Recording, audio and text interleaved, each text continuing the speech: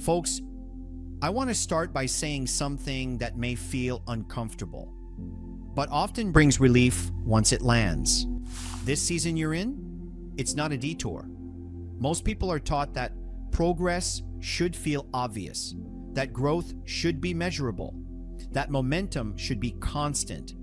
And when life slows us down, when clarity fades, when the next step isn't clear, we assume we've taken a wrong turn. But some of the most important seasons of your life don't look productive on the outside. They look quiet. They feel uncomfortable. Sometimes they feel lonely. That doesn't mean nothing is happening.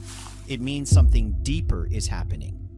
Pressure has a way of revealing what really matters.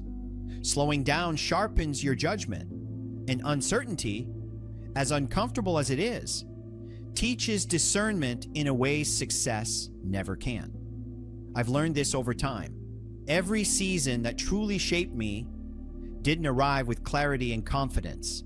It arrived with questions, with friction, with moments where the easier choice would have been to quit or rush ahead. But here's something most people never hear. You can't skip seasons without weakening what comes next. When you rush growth, you borrow confidence instead of earning it. When you avoid discomfort, you delay wisdom. And when you ignore what a season is trying to teach you, you often end up repeating it. If you're still standing right now, still learning, still willing to grow, even when it's hard, you're not behind. You're being prepared. Prepared to lead with more clarity.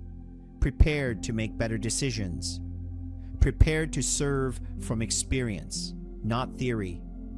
Just because it's quiet doesn't mean nothing is happening.